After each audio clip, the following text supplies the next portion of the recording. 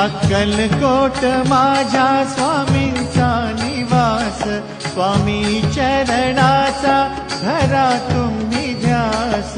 अक्कलकोट माझ्या स्वामींचा निवास, स्वामी चरणाचा धरा तुम्ही ध्यास।